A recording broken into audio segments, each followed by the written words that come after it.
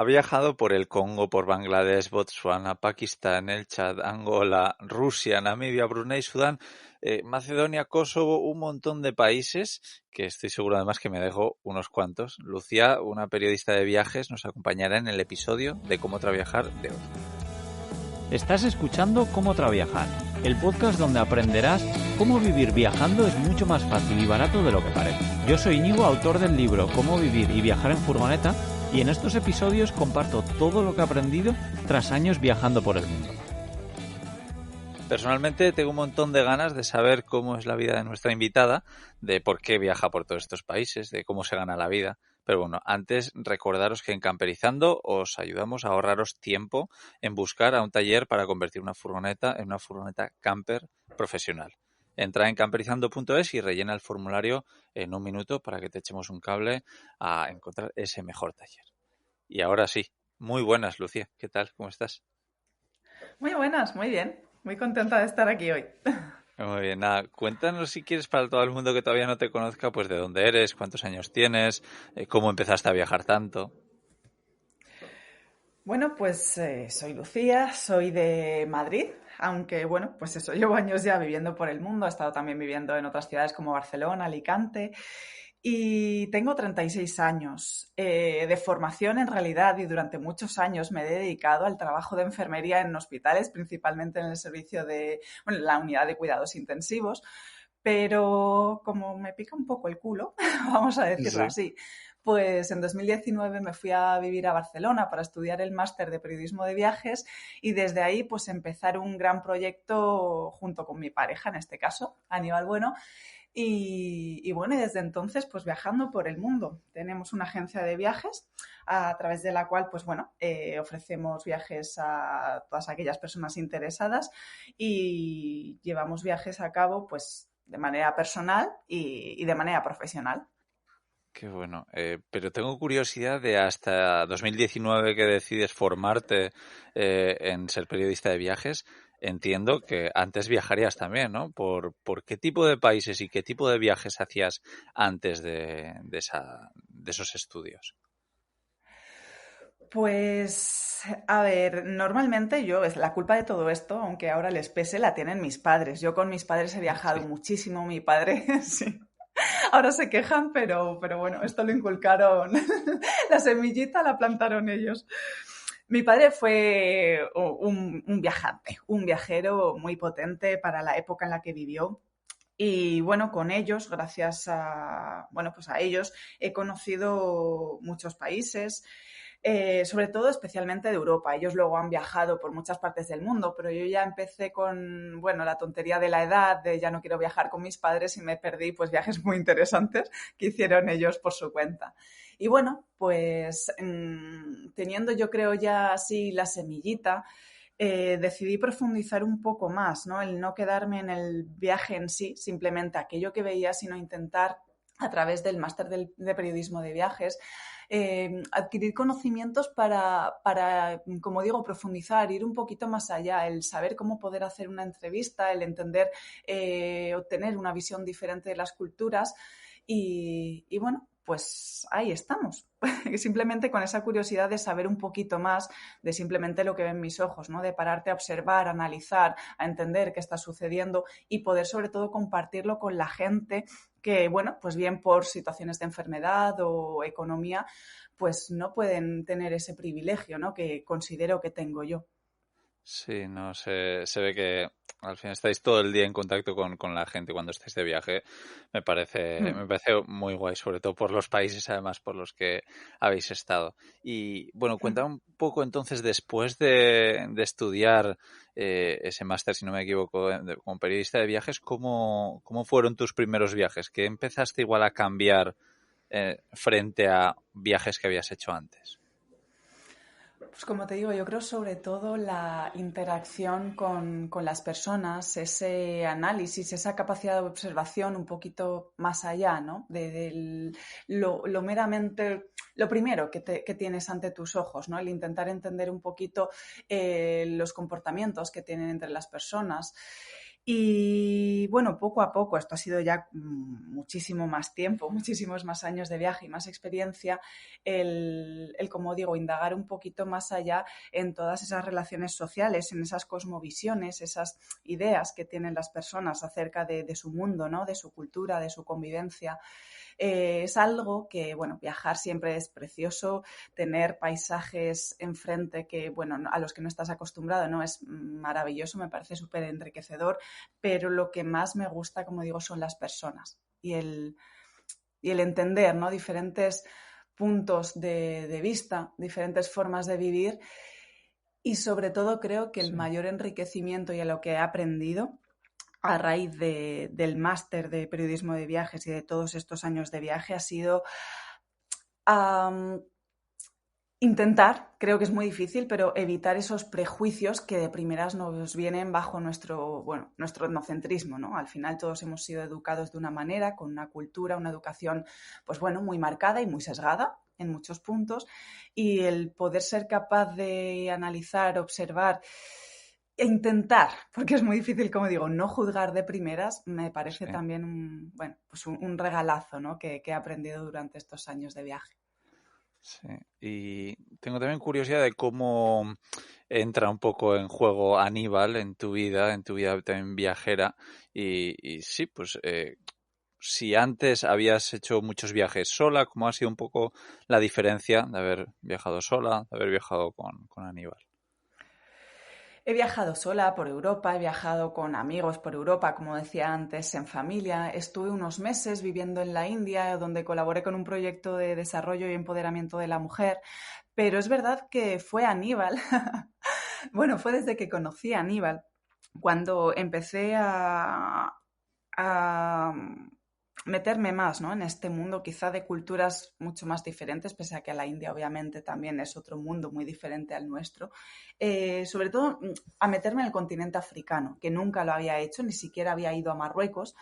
Pero bueno, Aníbal fue un detonante, fue la persona loca que necesitaba a mi lado, ¿no? En ese sentido, para compartir todas estas experiencias, puesto que yo digo realmente que viajar solo es un viaje increíble, pero con todas estas experiencias que hemos vivido, tan locas que muchas veces, la verdad, te explota la cabeza con estos choques culturales de los que hablamos muchas veces nosotros. Agradezco haber tenido un compañero de viaje que haya podido vivir en muchas ocasiones lo mismo que yo para luego poder digerirlo, poder compartir opiniones, sentimientos, pensamientos al respecto, porque sé que si lo hubiese vivido sola, como me pasó en la India, ¿no? me hubiese vuelto, yo creo que loca. Y bueno, ahí, ¿tú te acuerdas de algún primer país que te fuiste de viaje, que se lo contaste a tu familia y se llevó un poco las manos a la cabeza? Porque me ha dado la sensación de que has dicho que igual con tu familia en el pasado habías hecho viajes más tradicionales, más habituales por Europa, pero seguro que hay algún momento que tu familia te dijo, oye, cuidado. ¿Cuál fue ese país o ese momento? Sí, pues mira, el país justo en el que Aníbal me pidió matrimonio y fue Sudán del Sur. ¿Por qué? Porque, bueno, pues es el país más joven del mundo. En 2011 se oficializó como país y, bueno, pues ha sufrido una guerra muy larga y muy sangrienta y que a día de hoy sigue con muchos conflictos internos. Es un país que realmente se puede decir que nunca ha estado en paz.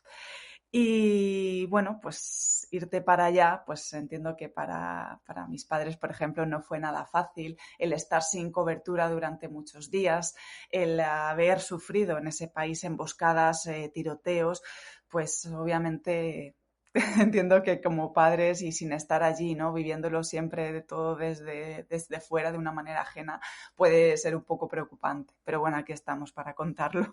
Sí.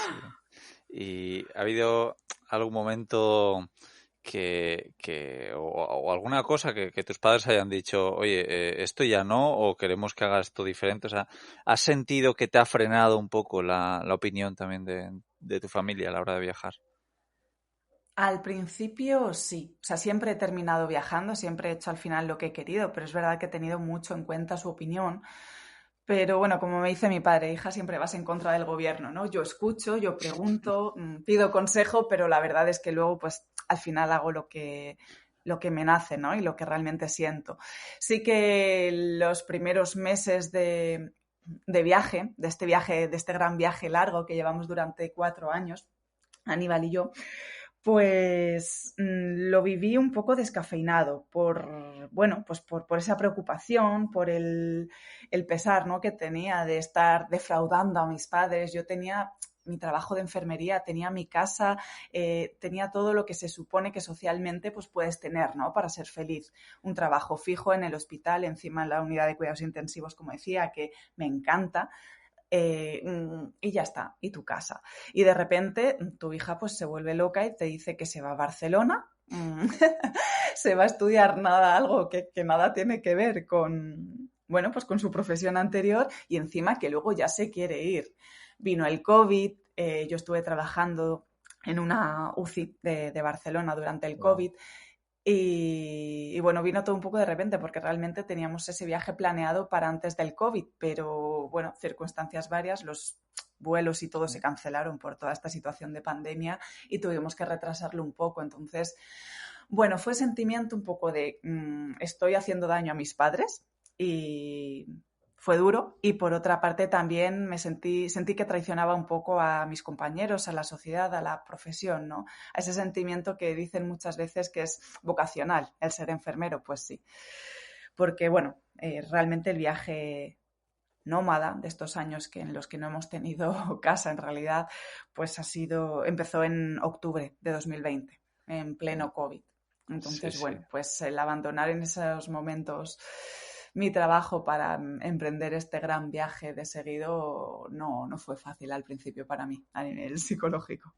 Ya, no, ya me imagino, tuvo que ser complicado. Y bueno, has mencionado el trabajo, que claro, una cosa es estudiar periodismo de viajes, pero otra cosa es ganarte la vida con eso. Seguro que hay mucha gente que diga, ya, pero ¿cómo hacéis para viajar tanto? ¿Cómo puede ser que desde 2020 hasta ahora hayáis recorrido tantas partes de este mundo? Ujú. Exactamente, a ver, nosotros lo decimos y es lo primero que siempre decimos porque es verdad que, bueno, pues estos mensajes de sí, cumple tus sueños, seguro que si lo quieres, pues lo alcanzarás. Bueno, hay que saber un poco en la sociedad en la que vivimos, cómo se mueve todo. Y lo que nosotros, como te decía, decimos siempre es que nosotros somos unos privilegiados. Yo, por suerte, vengo de una familia en la que, bueno, pues nunca nos ha faltado de nada. Es verdad que, bueno, yo desde que terminé la carrera no he parado de trabajar e incluso he estado doblando en hospitales muchas horas. No he sido una persona que haya tenido tampoco grandes gastos, excepto el viajar. Ha sido lo único que realmente me ha dejado el dinero, el capricho, Sí, si se puede decir así, o la inversión. Y, y decir que yo tengo una casa de la que percibo un alquiler todos los meses. Una casa en sí. propiedad, eso no lo puede decir todo el mundo y parto de ese privilegio. Y eso creo que es lo primero que hay que decir, o por lo menos por mi parte, ¿no? Creo que hay que ser sinceros y decir que gracias a ese alquiler yo he podido estar viajando durante todos estos años. Por supuesto, ha venido el trabajo, como dices, ¿no? Tenemos esta agencia de viajes, ofrecemos viajes a personas que estén interesadas en viajar con nosotros, de ahí percibimos un sueldo, pero no es suficiente para mantener este ritmo. Por otra parte, pues ahora mismo, por ejemplo, también estamos dando diferentes charlas, conferencias, masterclass, de las que también percibimos dinero por ello. Entonces, bueno, Aníbal con la venta de fotos, yo en este caso no, yo hago fotos pero a nivel amateur. Bueno, Y bueno, pues principalmente nuestra salario, nuestra parte económica ha venido pues eso del alquiler y del trabajo como guías. ya. Y bueno, tengo curiosidad. Bueno, gracias lo primero por compartir de forma tan abierta un poco esto, que sí, seguro que es algo que mucha gente se estará pensando y son los típicos miedos que tenemos a la hora de hacer largos viajes, ¿no? Oye, ¿y de dónde voy a ganar dinero? Por muy poco que necesite para viajar, además por muchos de estos países, aún y todo, algo siempre necesitas. Y bueno, has nombrado la agencia de viajes. Tengo curiosidad de cómo fue crear esto, de qué tipo de viajes organizáis. La agencia de viajes, yo soy una trabajadora más de la agencia de viajes. Aníbal Sí. es el socio junto a dos personas más, un antropólogo y otra mujer de Galicia. Y bueno, Aníbal ya tenía previamente, de hecho yo conocí a Aníbal a través de su anterior agencia de viajes, que era una agencia de viajes de mochileros, una agencia de viajes low cost. Y bueno, pues decidió cerrar esa empresa y asociarse, como digo, con otras dos personas más para crear esta nueva agencia de viajes, Las Places, que ofrece viajes a destinos, la verdad, un poco difíciles, vamos a decirlo así, ¿no? Que no todo el mundo llega y que no todo el mundo conoce. Principalmente nos centramos en África Central. Bueno, pues si sabemos un poquito cómo funciona toda esa parte, pues un poco complicada. Muchas veces hay golpes de estado, guerras, guerrillas, situaciones bastante complicadas, pero a la vez muy interesantes a nivel antropológico, a nivel etnográfico. Para nosotros es una maravilla que siga pudiendo existir comunidades, ¿no?, que vivan de esta manera tradicional, que todavía no hayan sido tan tocadas por la globalización, que al final nos afecta a todos y nos afectará a ellos, por supuesto, también. Pues bueno, para nosotros la verdad es que es una riqueza que exista esta diversidad y poder también compartir esa diversidad siempre de una manera ética, que muchas veces pues el turismo tiene ese doble filo. Pues eso, básicamente nos dedicamos a países un poco en conflicto y con problemas. Sí. Y claro, Suena, sí, también suena seguro. raro. Bueno, al final, oye, pues son países por los que está muy bien tener cierta ayuda para viajar, ¿no? Que Hmm, seguramente el que se va a viajar por Francia, Holanda, Alemania o así, pues no busca esto, no necesita tanto de una agencia de viajes, mientras que hmm. creo que en vuestro caso seguro que dais mucha ayuda. Tengo curiosidad de cómo es un poco tu trabajo y también cómo es una agencia de viajes en 2024, porque creo que muchas veces los que igual no hemos sido tan usuarios de agencias de viajes, nos imaginamos ese sitio físico al que tú vas y te enseñan un montón de catálogos y demás. ¿Cómo es una agencia de viajes en pleno 2024?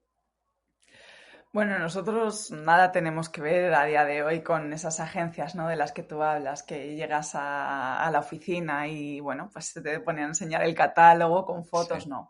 Nosotros, de hecho, no tenemos obviamente una residencia fiscal, una domiciliación fiscal, pero tenemos, o sea, trabajamos de manera online. Realmente nuestro catálogo es Instagram principalmente, nos estamos dedicando ahora también un poco a YouTube, pero principalmente Instagram y, como dices, a través de nuestro trabajo de divulgación como periodistas de viajes y de fotografía, ¿no?, vídeos y fotografía que mostramos a través de redes sociales. Es nuestra forma de llegar a la gente a día de hoy y de captar, digamos, esos futuros clientes. Y bueno, básicamente eso, trabajar a nivel online. Sí, nada, la verdad es que hoy en día es una gozada poder hacer tantas Sí. cosas desde el ordenador, desde tu casa, ¿no? Y vale, viajas mucho, genial, por sitios, bueno, pues bastante curiosos. Pero si te pregunto para ti, ¿qué es lo mejor de viajar? ¿Qué me responderías? El desaprender y el reaprender, lo tengo muy claro. Para mí viajar es romper con las barreras culturales socialmente impuestas, es tratar de, como digo, desaprender, ¿no? Siempre nos han dicho esto es de una manera, esto está bien, esto está mal, y cuando llegas allí te encuentras otra realidad totalmente diferente a la que te han contado, pues la cabeza te vuela un poco, como digo, ¿no? Te explota y dices, joder, pues esto muchas veces, estos miedos que me han inculcado vienen totalmente por el desconocimiento, ¿no? Y una vez que estás allí, haces esa inmersión cultural, como digo, escuchas, observas y tratas de entender un poco más a la persona tan diferente, ¿no?, que decían que tienes al lado, y te das cuenta finalmente que somos tan iguales, que en esencia el ser humano es igual. Pues eso es un regalo. Es que creo que el viaje es eso, el aprender a desaprender. Sí, nada, suena muy guay, muy bonito, pero también habrá cosas malas. ¿Qué es para ti lo peor de viajar? Los choques culturales, como digo, ¿no? Está muy bien, pues esto que decimos, muy, muy romántico, es cierto, o sea, es una realidad que para mí es lo más bonito del viaje, pero los choques culturales, al final tú partes de una educación, tú partes de una cultura, de unas normas de convivencia, de unas normas sociales, que cuando vas a un país, a otro país, con otra cultura tan diferente, pues es totalmente diferente, ¿no? El no tener ese respeto al espacio vital, ¿no? A este espacio tuyo personal que muchas veces necesitas Sí. meterte en una burbuja, que nadie te toque, que nadie te hable, pero es muy complicado. Sobre todo eso, muchas veces cuando organizamos cosas, el pensar que tienes todo ya completamente cogido, ¿no? Ya está todo claro y de repente te das cuenta que lo que tú habías entendido como que estaba claro, la otra persona lo ha entendido de otra manera y todo se va al traste y tienes que empezar de cero y corriendo y en este caso trabajando, porque cuando viajamos solos pues no hay ningún problema, pero cuando estamos trabajando pues obviamente hay viajeros y clientes detrás, ¿no? Que obviamente Claro. están pagando por su viaje. Entonces, bueno, mucho estrés por esos choques culturales, como digo, el que yo entiendo y tengo tan claro que esto es así, porque ya lo hemos hablado y es lógico, y otra persona lo ve tan lógico como yo, pero de otra manera completamente Al diferente. revés. Eso es continuo, es diario, y bueno, No, ahora crea muchas risas, pero en otros momentos crea mucho estrés seguro. y mucha frustración. Complicación, seguro. Y bueno, un choque cultural muy fuerte, estoy seguro de que es el machismo, ¿no? En muchos Wow, países de sí. los que hemos nombrado, pues claro, el machismo está a la orden del día y es algo que por suerte a nosotros nos choca, ¿no? Que no lo vemos normal.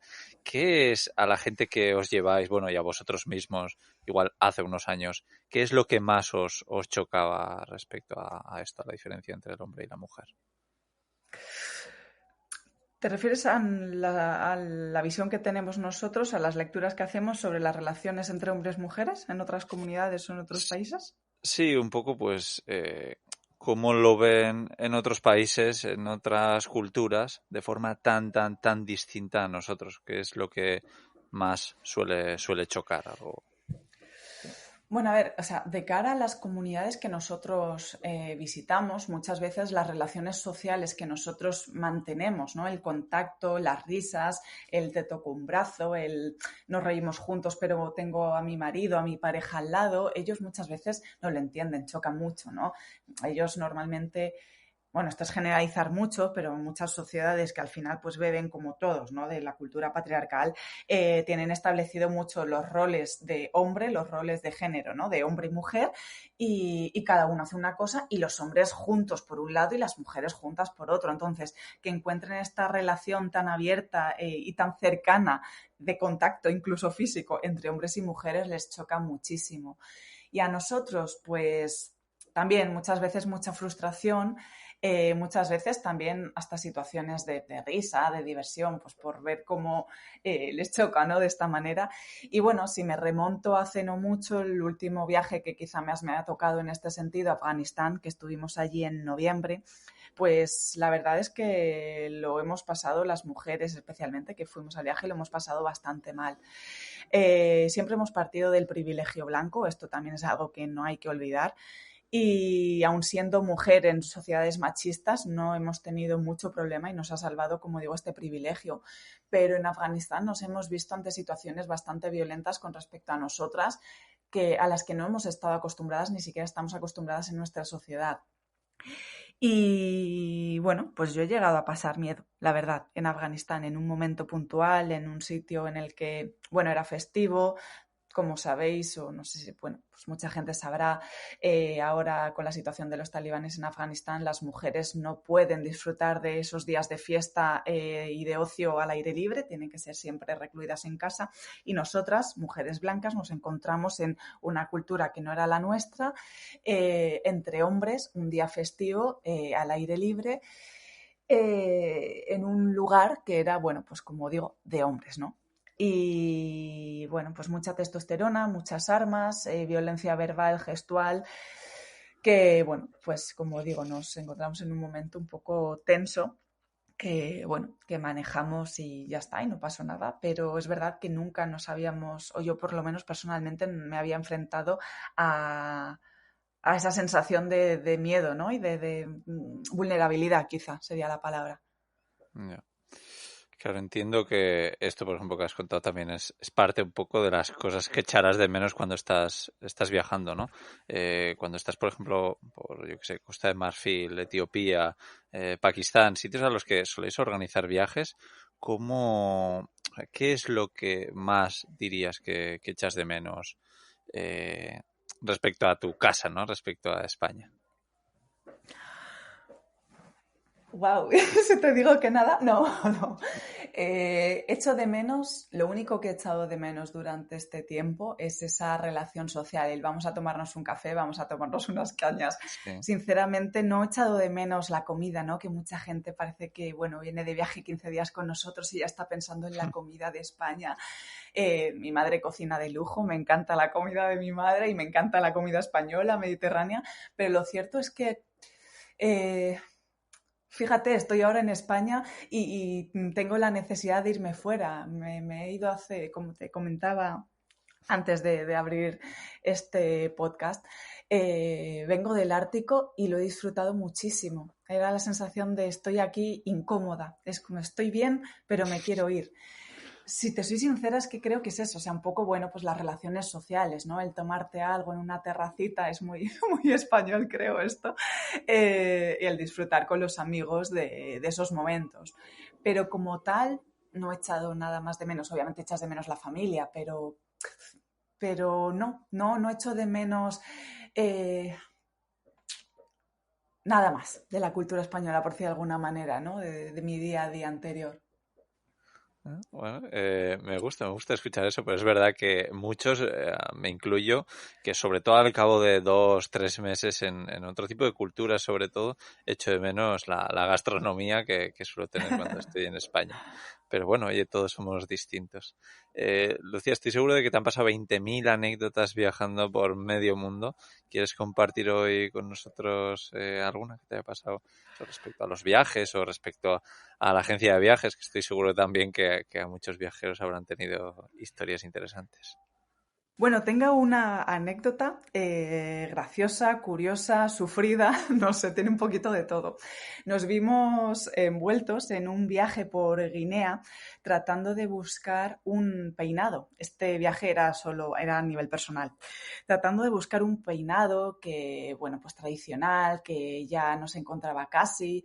Nos dejamos muchísimo tiempo en Guinea, muchísimo dinero, muchísimas frustraciones también para al final, pues no encontrarlo.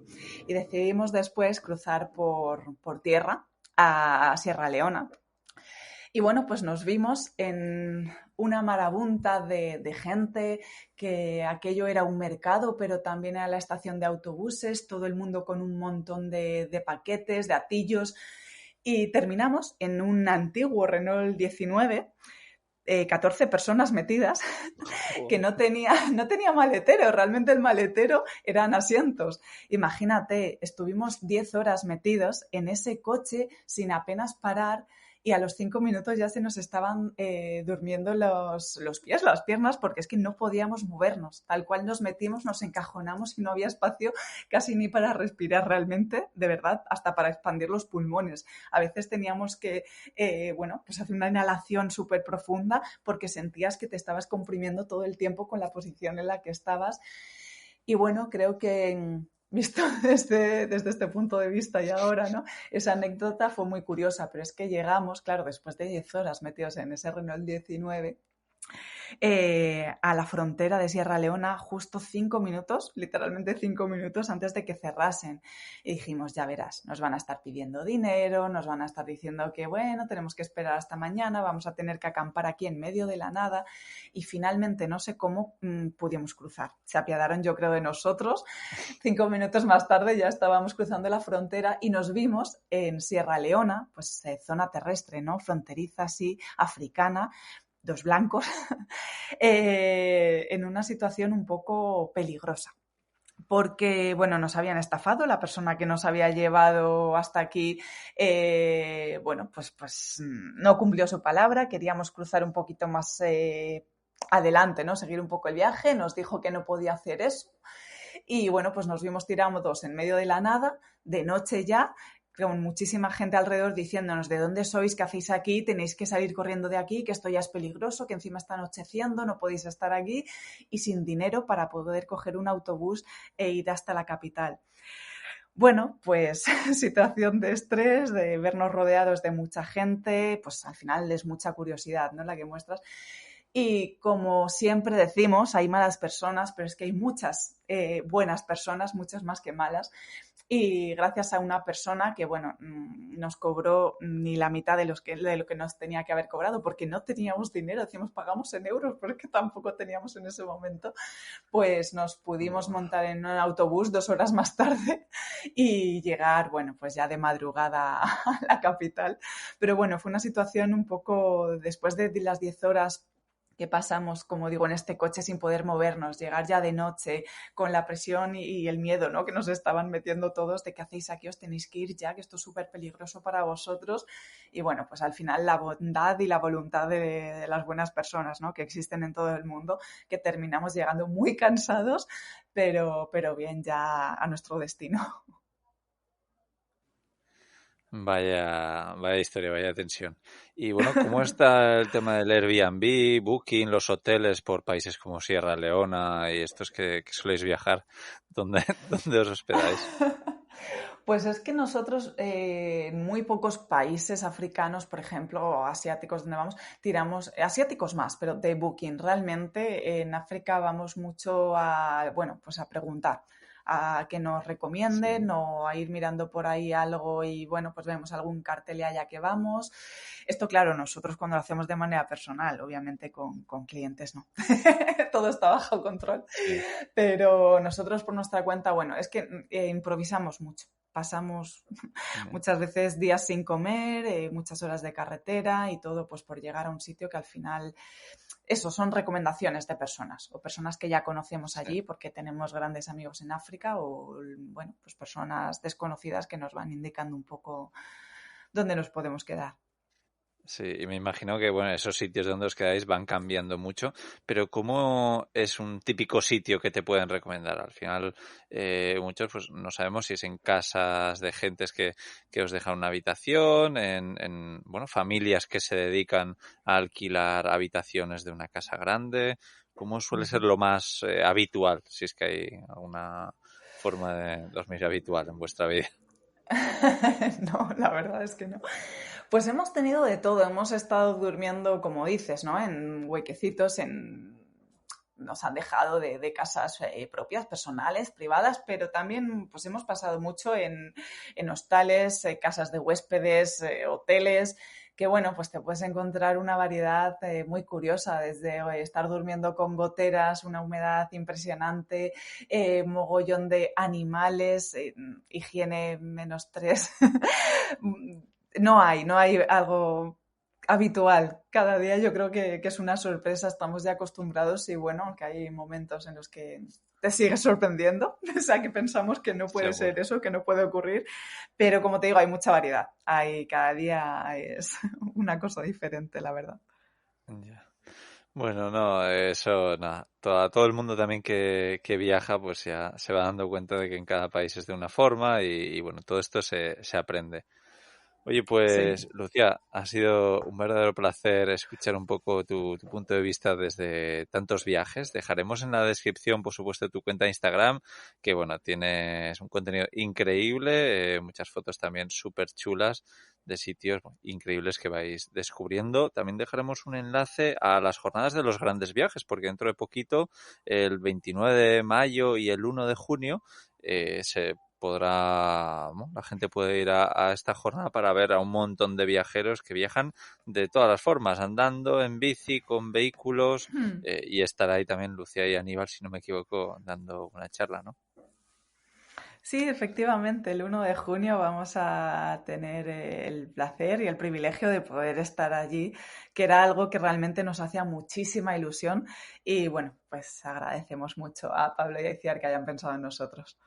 Sí, bueno, dejaremos eso, un enlace porque aunque no estéis en Madrid para poder ir a verlos presencialmente, también podéis comprar una entrada online y verlos en streaming. Pues oye, nada más por mi parte, de verdad, ha sido un verdadero placer, Lucía. Espero que sigáis viajando mucho y descubriendo el mundo, no solo con vuestros ojos, sino con los de la gente que os acompañan en las places, en la agencia de viajes. Pues muchísimas gracias, Íñigo. Para mí también ha sido un placer siempre hablar de viajes. Claro. Pues nada, te mando un fuerte abrazo. Chao. Un abrazo, chao.